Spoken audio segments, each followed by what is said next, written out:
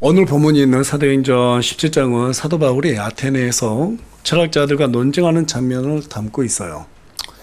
철학이라고 하는 것은 인간이 누구이며 인간은 왜 존재하는지, 그리고 무엇을 위해서 배워야 하며 무엇이 옳고 그른지에 대한, 즉 존재와 지식과 의에 관한 질문을 깊이 탐구하는 것이 바로 철학이라고 하는 학문입니다.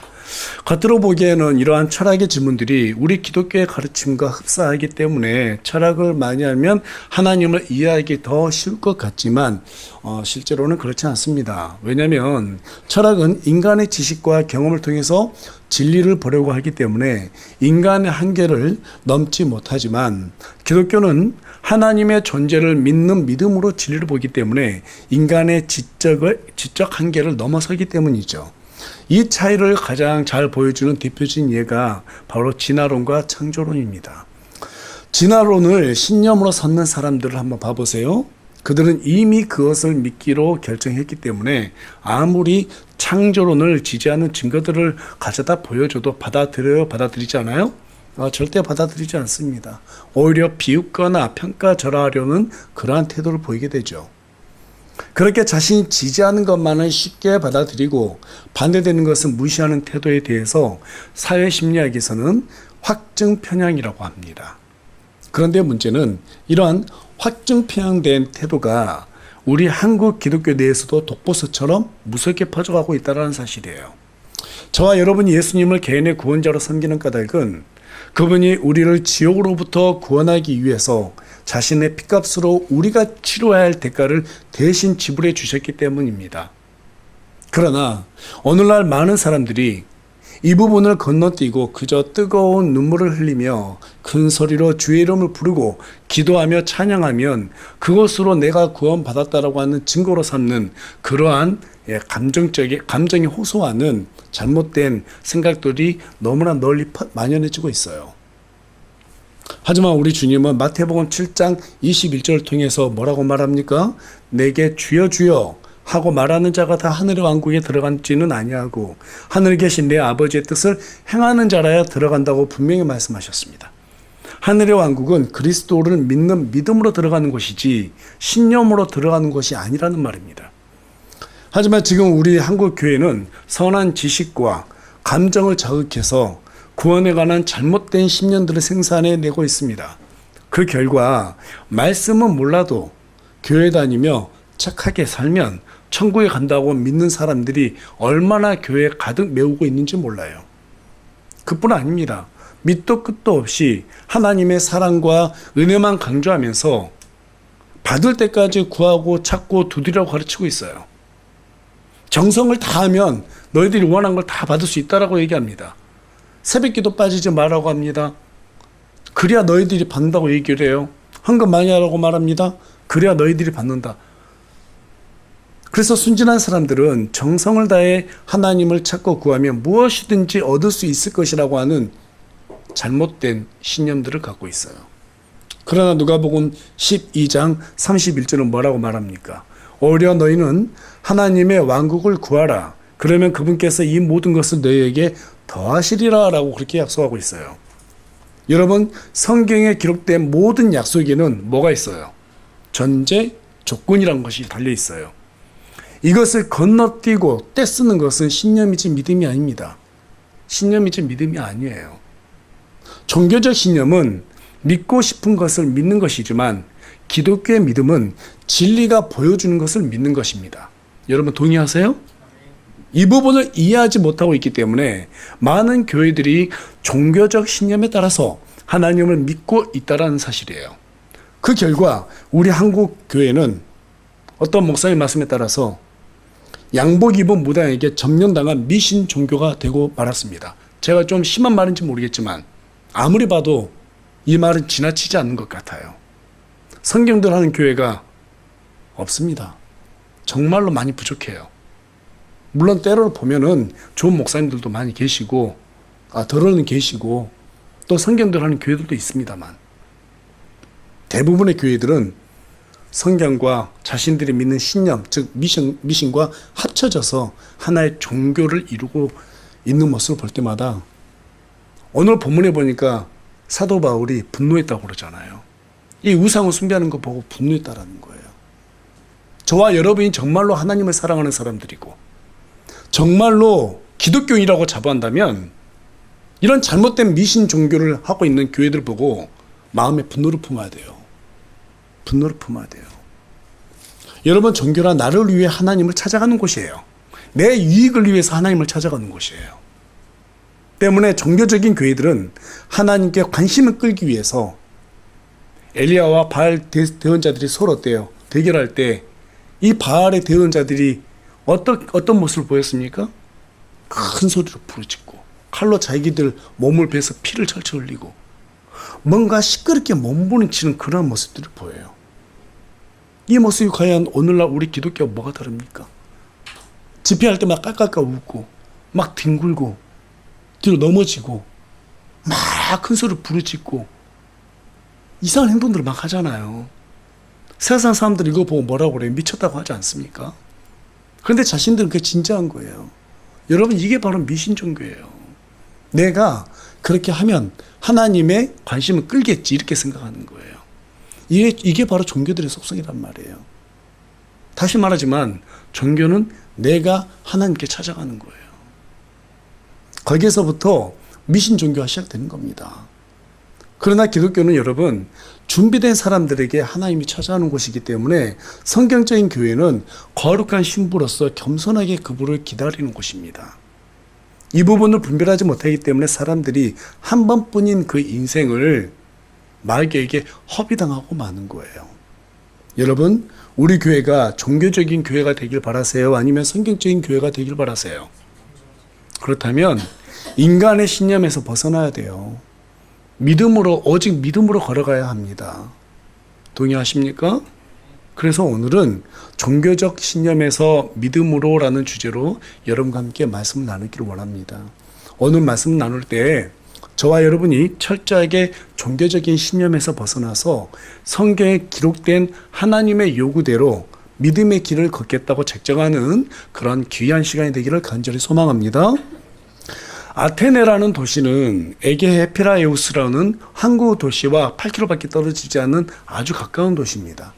예나 지금이나 대부분 항구 도시들은 미신을 따르는 풍토가 아주 많은 것을 보게 되는데 아테네도 그와 마찬가지로 수많은 우상들과 미신들을 따르는 그러한 도시였어요.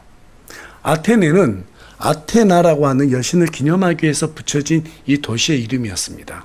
BC 495년경에 전성기를 맞이했던 그러한 도시였는데요. 이때 아테네는 수많은 신전과 사원 등과 같은 독특한 건축물들을 지어냈고 그뿐만 아니라 문학, 철학, 과학, 수학 등과 같은 그러한 인류에 큰 영향을 미칠 만한 그러한 성과물들을 생산해냈습니다. 그리고 저와 여러분이 잘 알고 있는 이 민주주의라고 하는 이념 또한 바로 이 아테네에서 시작이 됐어요. 그러나 BC 431년에 펠로폰네소스 전쟁이 발발했고 사도 바울이 이 도시를 방문했을 땐 이미 그 찬란했던 아테네의 영광이 사그라든 뒤였습니다. 그러나 아테네 시민들은 뭐가 있었을까요? 그래도 우리 아테네가 인류에 엄청난 공헌을 했다. 상당히 그 자부심을 상당히 가지고 있었어요. 특히 아테네는 소크라테스와 플라톤, 아리스토텔레스와 같은 대단한 철학자들을 배출한 도시로서의 자부심도 컸습니다. 그로 인해서 아테네는 철학의 본고장이 되었고 사도 바울이 그곳에 방문했을 때 오늘 본문에 나오는 에피쿠로스 학파와 스토아 학파라고 하는 이 학파들이 아테네 철학을 이끄는 사회적인 주류 역할을 하고 있었습니다. 에피쿠로스 학파라고 하는 것은요, 신의 존재는 믿어요.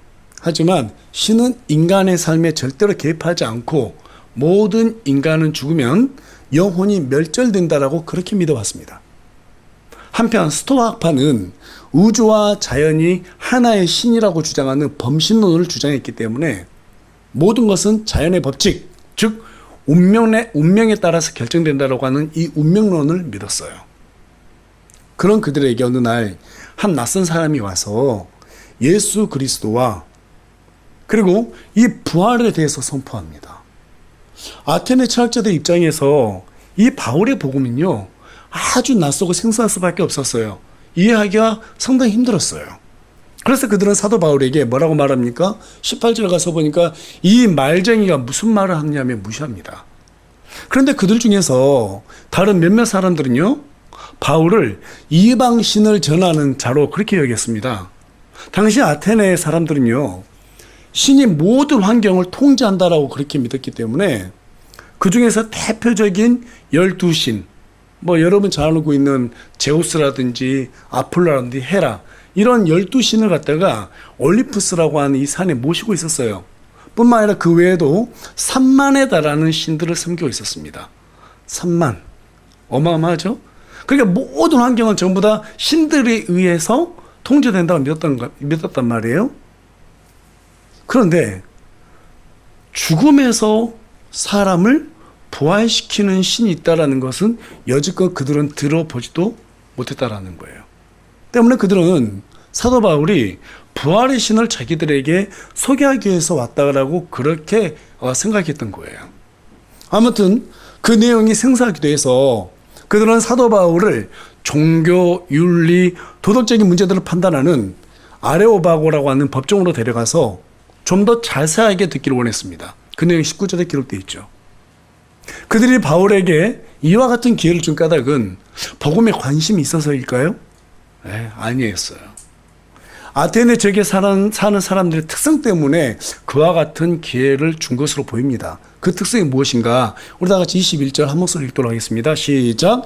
이는 모든 아테네 사람들과 거기 있는 나그네들이 새로운 어떤 것을 말하고 듣는 것 외에는 자기 시간을 달리 쓰지 아니하였기 때문이더라. 자, 괄호가 이렇게 딱 쳐져 있죠. 그러니까 사도 바울을 바로 아레오바고로 데려간 그 이유에 대해서 부연 설명이 되어 있는 거예요. 당시 아테네 사람들은요, 호기심이 많아서 새로운 것들을 듣고 배우는 것을 대단히 좋아했다고 합니다. 어지겠으면 좀 비하하는 말이지만 BC 5세기경에 군인이면서 정치가했던 클레온이라는 사람이 이런 말을 남겼죠. 아테네 사람들만큼 새로운 것에 가장 잘 속아 넘어가는 사람은 없다. 이런 말을 할 정도로 그들은 호기심이 많은 사람이었어요. 어쩌면 그래서 아테네가 이런 철학이 많이 발전하지 않았나 이런 생각이 듭니다. 그런데 문제는요, 그들은요, 이 새로운 것을 받아들이는 것을 좋아한 만큼 실증도 빨리 냈었습니다. 실증 내니까 또 새로운 거 찾아야 되고 또 새로운 거 찾아야 될 거 아니에요. 그래서 지금 바울이 한 번도 들어보지 못한 예수 그리스도 십자가 사건이라든지 또 부활에 대해서 얘기하니까 이거 너무 생소하고 또 새로운 거예요. 그래서 이제 관심을 갖기 시작한 거죠. 그래서 이제 아레오바고로 데려와서 좀 더 얘기해봐라 이렇게 말할 수 있는 기회를 준 겁니다. 자, 그런데 여러분, 종교적인 부분은 아테네 사람들뿐만 아니라 모든 사람들의 호기심을 자극하기에 충분한 것들로 가득 채워져 있죠. 하지만 종교는 그 자체로 불완전하기 때문에 호기심을 충족시켜 줄 수가 없어요. 완전하게 충족시켜 줄 수가 없습니다. 그 호기심을 충족시켜 주기 위해서는 그와 관련된 객관적인 자료가 있어야 되잖아요. 그런데 여러분, 우리 기독교 빼고 죄가 무엇인지, 의가 무엇인지 정확하게 설명한 책들이 있어요, 없어요? 없어요. 세상 어떤 책이 하늘과 땅과 해와 달과 별들과 나무와 이런 모든 동식물들을 창조했다라고 기록한 책이 성경 외에 어디 있습니까? 없습니다. 또 어떤 책이 유일신에 대해서 구체적으로 설명하고 있어요. 우리 인간을 만드신 신이 하나님이다 라고 말하는 것은 성경밖에 없습니다. 여러분 맞습니까? 세상에 어떤 책이 사후에 있을 천국과 지옥에 대해서 얘기하고 있어요. 어떤 책이 죄와 의와 심판에 대해서 정확한 기준을 제시하고 있어요. 성경 외에는 없습니다. 이 때문에 수많은 사람들이 지난 2000년 동안 성경을 보고 듣고 연구한 거예요. 그러나 불행하게도 바울 당시 아테네 시민들에게는 성경이라는 것이 없었어요. 자, 그런데요. 그럼에도 불구하고 아테네 사람들은요, 이 철학을 통해서 진리 한 면을 봤는데 그게 무엇인가 하면 신이 존재한다고 믿었다는 거예요. 여러분, 소크라테스, 플라톤, 아리스토텔레스 이 사람들이 말했던 내용들, 이 사람들의 철학을 갖다가 책들을 통해서 쭉 보게 되면 그들은 다 신을 믿어요. 근데 문제는 뭐예요? 그 신이 하나님이라는 것을 몰랐다라는 거죠. 그래서 이 아테네 사람들은요, 알지 못하는 신들에게라는 그런 재단을 만들어가지고 자기 나름대로의 신을 숭배했다라는 것입니다. 이를 보고 사도 바울은 마르스 언덕 위로 올라가서 외치죠. 우리 다 같이 22절하고 23절 말씀 한 목소리 읽겠습니다. 시작. 내가 알고 보니 너희가 모든 일에 지나치게 미신에 사로잡혀 있도다. 너희가 알지 못하고 경배하는 그분을 내가 너희에게 밝히 알려주리라. 당신 아테네에는요, 조금 전 말씀드렸던 바와 같이 3만에 달하는 우상을 신으로 섬기고 있었기 때문에 미신의 종류도 아주 다양했습니다. 여러분, 미신이라고 하는 것은 근거 없이 특정한 행동이 어떤 결과를 초래한다고 믿는 그러한 신념이에요. 그 신념은 불확실한 상황에서 행운을 빌고 싶을 때 더 간절해지는 법입니다. 그래서 여러분, 우리 지금 올림픽 뭐 이렇게 하고 있지만 선수들 보면 어때요? 징크스라는 게 있잖아요. 그 징크스 미신이잖아요. 그렇죠? 내가 뭔가 간절해. 근데 모호해요. 결과는 좋게 행운이 깃들길 바래요. 그러니까 뭔가 붙잡고 싶은 심정으로 그런 징크스 같은 것들을 믿는단 말이에요.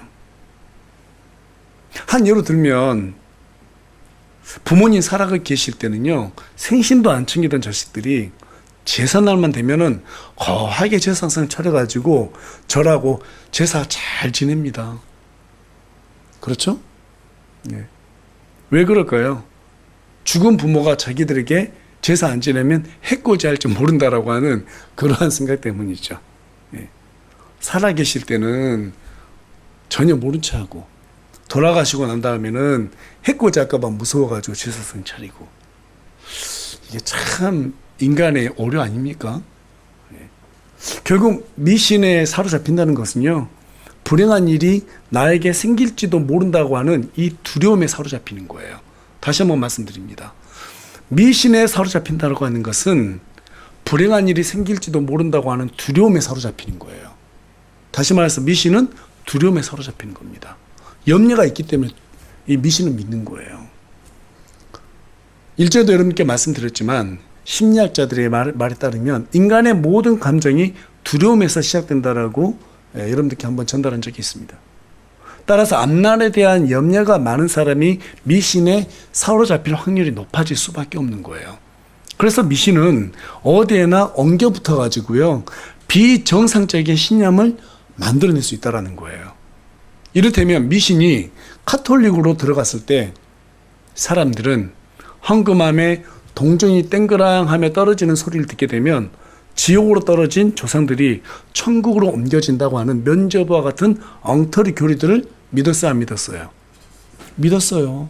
믿었어요. 미신이 기독교 안에 들어오니까 기복주의, 신비주의, 은사주의가 교회로 들어와서 하나님을 이방 잡신과 다를 바 없게 만들어버렸어요. 그러나 여러분, 이 종교적인 신념을요, 절대 가볍게 여기면 안 돼요. 수많은 사람들이 면죄부와 기복주의와 같은 말도 안 되는 엉터리 교리에 지금까지 넘어졌을 뿐만 아니라 소크라테스라고 하는 이 위대한 철학자도 밑도 끝도 없이 자기는 천국을 말하는 이데아에 간다라는 그 신념에 따라서 죽음도 두려워하지 않고 돛배를 마셨다는 사실입니다. 무슨 말이에요? 여러분, 종교적인 신념, 이 미신은요, 두려움이라고 하는 엔진을 달고 믿고 싶은 것을 믿게 만드는 거예요. 종교적인 신념은 두려움이 바로 그들의 엔진이에요. 그리고 믿고 싶은 것을 믿고 싶기 때문에 그것으로 계속해서 달려가는 거예요. 누가 옆에서 방해하면요, 그걸 가만히 두질 않아요. 이게 바로 무서운 종교적인 신념이에요. 그래서 여러분, 기복주의에 빠져 있는 사람들에게 가서 아무리 성경을 들이내밀고 진리를 말해줘봐요. 들어요, 안 들어요? 절대 안 들어요. 그들이 생각하고 있는 하나님은 오직 나를 위해서 존재하는 거예요. 내 이익을 얘기하면 들어주는 그 하나님이 사랑의 하나님인 거예요. 그런데 그건 성경에 그런 말이 있어요, 없어요? 그런 말 없어요. 없는데도 이미 그 신념에 관철됐기 때문에 듣고 싶지 않은 거예요. 확증 편향에 완전히 매몰되어 있는 거예요. 사람들이 깎아 만든 우상을 만들어 숭배하는 것은 그러한 행위가 두려움을 곱게 줄 것이라고 믿는 막연한 믿음 때문입니다. 그러나 문제는 종교적 신념으로 그러한 것들이 극복이 될까요, 안 될까요? 절대로 되지 않아요. 오직 인간을 창조하신 하나님을 믿는 것 외에는 해결할 수가 없는 부분입니다. 그래서 사도행전 10장 36절 통해서 사도 바울이 뭐라고 말합니까? 하나님께서 예수 그리스도 즉 모든 사람의 주이신 그분을 통해 화평을 선포하셨다. 뭘 선포하셨다고요? 화평을 선포하셨다고요. 우리 주님이 주라고요. 여러분 주가 뭐예요? 주인이란 뜻이잖아요. 주인, 주. 우리를 구원해 주셨잖아요. 그분은 우리의 주인이에요. 그분이 우리의 진짜 주인이 됐을 때 우리 안에 뭐가 들어온다고요? 화평이 들어온다고요. 다시 말해서 말씀대로 내가 살았을 때 그분을 우리가 주인으로 대우해 드리는 거예요. 그분을 주인으로 대우해 드리는 거예요. 우리의 생각대로 하나님을 믿는 것은 주인 대접하지 않는 거예요. 노예 취급하는 거예요. 뭐 해주세요. 이거 해주세요. 저거 해주세요. 왜 안 들어주세요? 이건 하나님을 노예 취급하는 거죠. 사도 바울은 이러한 원리를 설명해 주기 위해서 아테네 사람들이 막연하게 알고 있는 너희들의 그 신이 바로 하나님이라는 사실을 깨닫게 해주고자 먼저 창조라는 카드를 꺼내듭니다. 우리 다 같이 24절 말씀 한 목소리 읽겠습니다. 시작. 세상과 그 안에 모든 것을 만드신 하나님은 하늘과 땅의 주이심으로 손으로 만든 전들에 거하지 아니하시며. 자, 이 말은 무슨 말인가 하면 이거예요. 하나님은 너희가 손으로 깎아 만든 수많은 신들 중에 한 분이 아니다. 오히려 너희를 만드신 분이 바로 하나님이시다. 그러니 그분을 감히 너희들의 손으로 만든 신조 속에 가둬둘 생각은 하지 말아라. 지금 이 말이에요. 이 말을 듣고 이 아테네 철학자들은 충격이 휩싸였습니다. 왜냐하면 스토와 학파에 속한 사람들은요, 여지껏 신과 자연이 하나로 존재한다라는 이 범신론을 믿어왔기 때문에 이 말은 정말 그들에게 어때요? 충격일 수밖에 없었어요. 또 반면에 에피쿠로스 학파에 속한 철학자들은요, 세상 만물은 영원 전부터 존재해온 원자들의 우연한 집합이라고 생각했어요. 그런데 하나님이 만들었다? 이렇게 말하니까 그들은 대단히 어때요? 충격일 수밖에 없었죠. 그럼에도 불구하고 사도 바울은 이어서 25절부터 30절을 통해서 우리 주 예수 그리스도의 구속에 대해서 몇 가지 설명을 해나갑니다.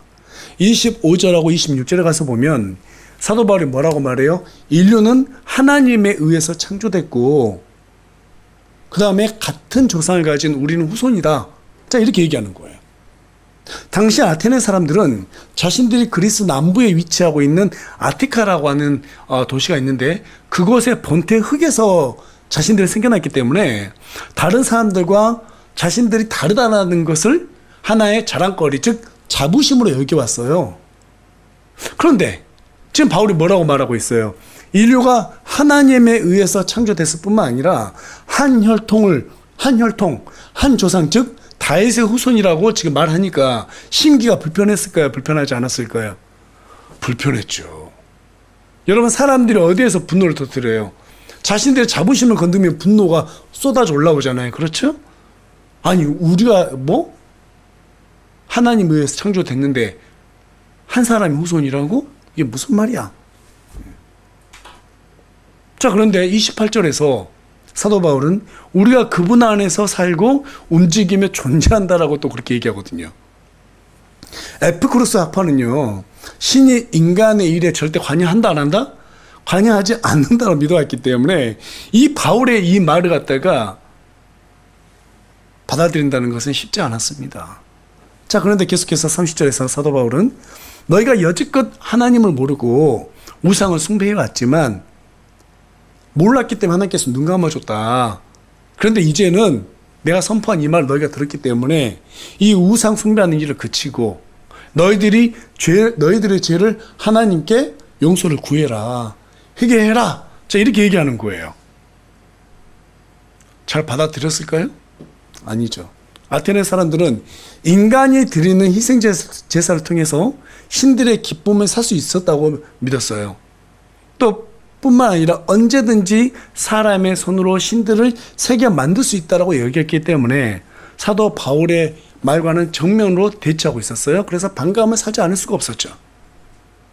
그런데 사도 바울은 31절에서 급기야 너희가 하나님께 용서를 구하면 죽어도 무덤에서 일으켜지는 확신을 갖게 된다.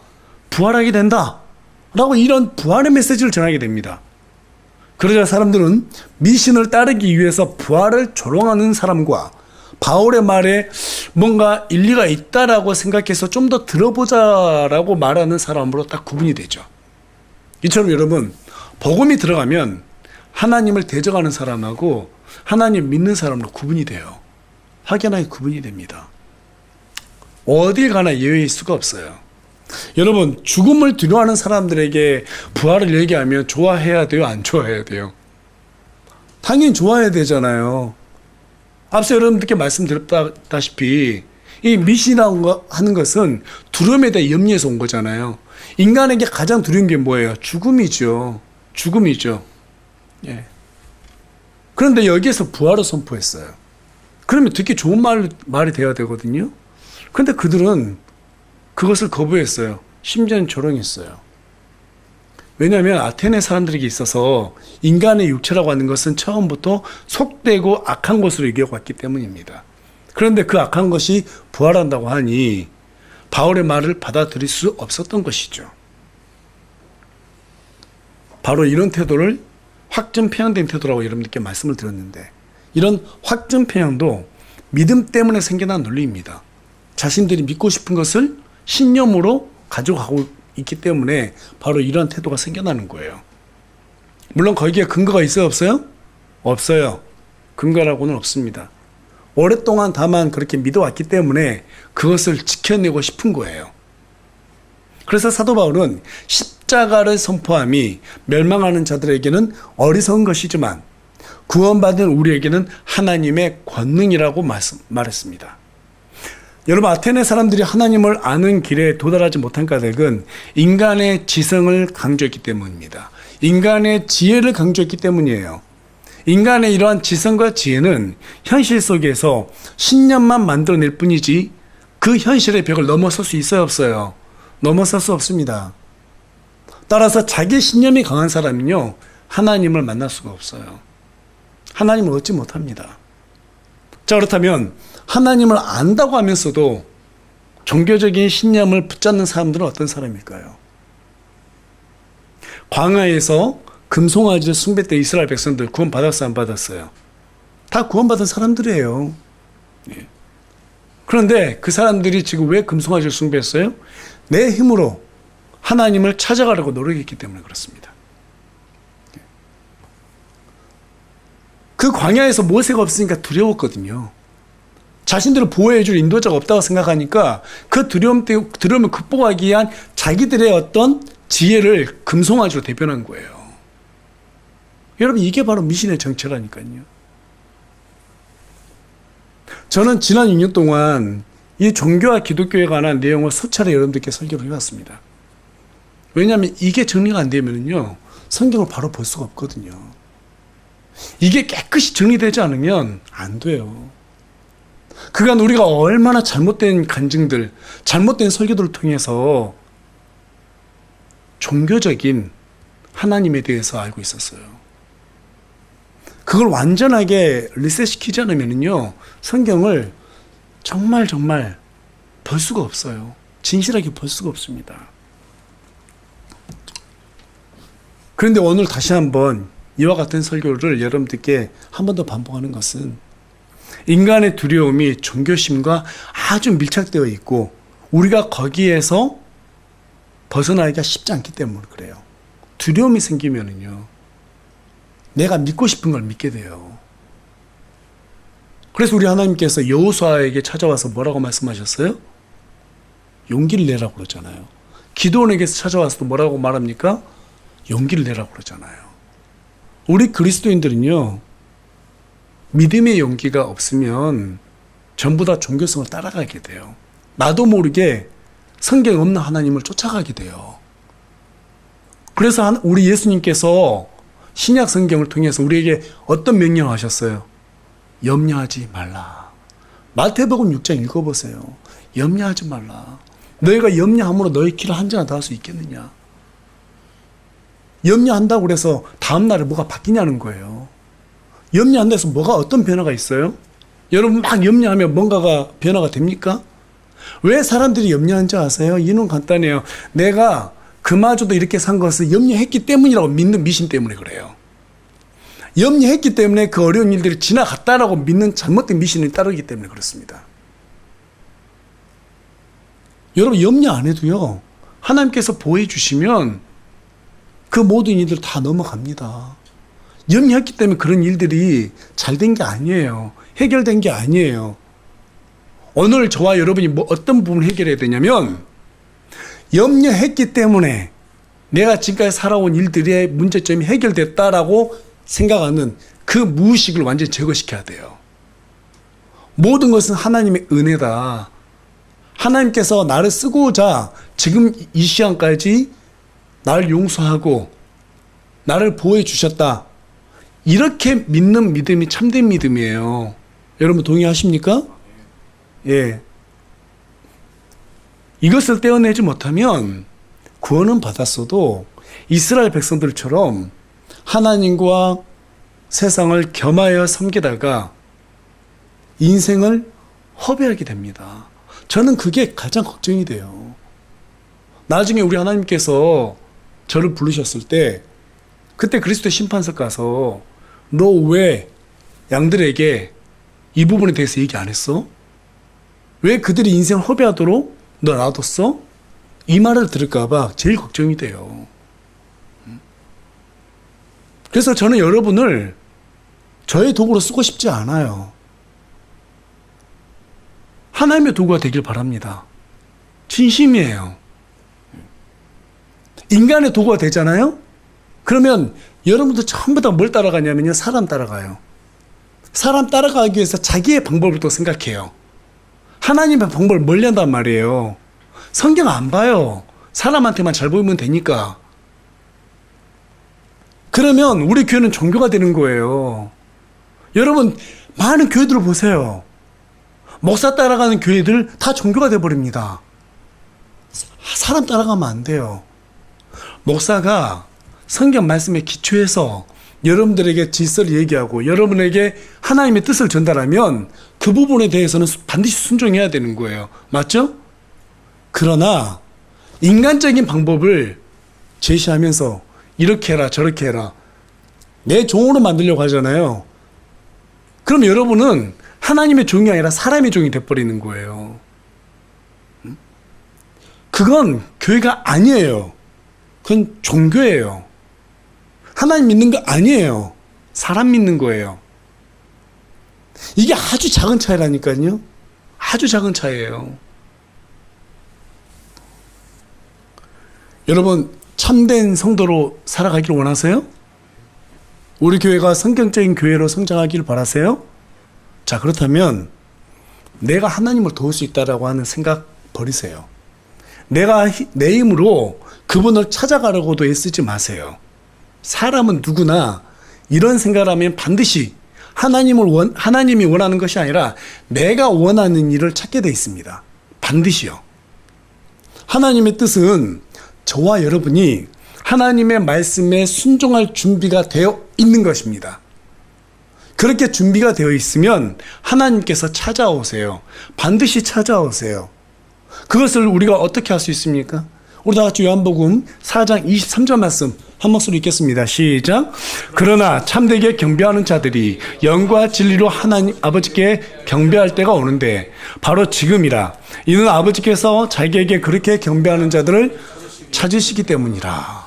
지금 하나님이 찾으신데 우리가 찾는데요. 하나님께서 찾는다고요. 영과 진리로 하나님을 경배한다는 말은 무슨 말이냐면 교회에서 막 찬양 크게 하고 이 말이 아니에요. 그런 말이. 그분의 말씀에 따라서 순종함으로써 그분의 이름을 높여드리는 거예요. 이게 바로 진짜 경배예요. 다시 한번 말씀드립니다. 교회에 와서 막 큰 소리 기도하고 찬양하고 이게 경배, 그것도 경배이긴 하는데 그것만 경배가 아니에요. 진짜 참된 경배라고 하는 것은 영과 진리, 즉 하나님의 영에 참여해서 그분 안에서 말씀에 따라 순종함으로써 그분의 이름을 높여드리는 거예요. 우리의 몸으로. 그래서 사도 바울이 또 뭐라고 말합니까? 우리 다 같이 로마서 12장 1절 말씀 큰 목소리 읽습니다. 시작.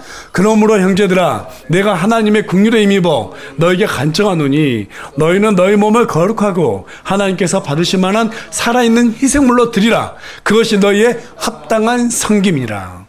여러분, 내가 생각하는 신념으로 하나님을 섬기려고 하면 안 됩니다. 성경에 기록된 하나님의 뜻에 따라서 우리의 몸을 거룩하고 하나님께서 받으실 만한 살아있는 희생물로 드려야 하는 거예요. 그렇게 했을 때 하나님께서 우리를 찾아오시고 우리 교회를 찾아오시고 우리가 바로 그분의 도구가 비로소 될 수 있다는 사실입니다. 믿으십니까? 이게 믿음이에요. 결론의 말씀 드리겠습니다. 나를 위해서 하나님을 찾는 것은 철저한 종교입니다. 그것은 하나님을 믿는 게 아니에요. 잡신을 믿는 거예요. 그러나 기독교는 준비되어 있는 자들에게 찾아오는 곳입니다. 그 찾아오시는 하나님을 우리가 우리의 주로 경배해드리고 그분께 순종할 때 하나님께서는 우리를 기뻐하시는 거예요. 기뻐하시는 거예요. 그래서 여러분께 다시 한번 거듭 말씀드리지만 성경 속에 이미 하나님의 뜻이 다 기록되어 있습니다. 나를 위해서 하나님의 뜻 찾지 마십시오. 그것은 종교적인 신념에 따라서 나를 드러내고자 하는 그런 오만함이에요. 하나님께서 저와 여러분을 사용할 수 있는 도구가 될 수 있도록 준비돼야 돼요. 준비돼야 되는 거예요. 준비. 그래서 우리 하나님께서 뭐라고 말씀하세요? 날마다. 우리 예수님께서 날마다 어떻게 하라고 그래요? 우리의 발을 씻으라고 하는 거예요. 날마다 우리의 죄를 자복하고 하나님 앞에 어떻게 해요? 순종하는 삶을 살아가고 하는 거예요. 제가 여러분들께 최근 들어서 자꾸 강조하는 게 뭐예요? 개인적인 예배입니다. 날마다 주의 말씀을 보고 아, 내가 죄인이구나 하는 이 사실을 받아들이고 하나님 앞에 그 겸손함으로 내가 잘못된 부분을 바로 고치고 주님 나에게 원하시는 게 무엇인지 알려주십시오. 하나님 날 찾아와 주십시오. 내가 주님의 도구가 되길 원합니다. 준비되어 있길 원합니다. 그렇게 했을 때 우리 하나님께서 저와 여러분에게 뭐가 부족한지 알려주세요. 그 부담을 주셨을 때 받아들이세요. 그걸 이기려고 하지 마세요. 그런 도구가 되었을 때 저와 여러분이 하나님께 쓰임받을 줄 믿습니다. 예, 그렇게 쓰임받는 저와 여러분이 되게 간절히 소망합니다. 이번 한 주간도 오늘 이 말씀을 잘 기억하면서 정말 내가 종교적인 삶을 살고 있는가? 아니면 성경서에 기록된 참된 하나님을 찾고 있는가? 그분 안에서 내가 지금 어떻게 살아가고 있는가? 날마다 기도할 때마다 되새겨보면서 하나님 앞에 겸손하게 내 신념에 따르는 것이 아니라 주의 말씀에 따르는 저와 여러분이 되기를 간절히 소망합니다.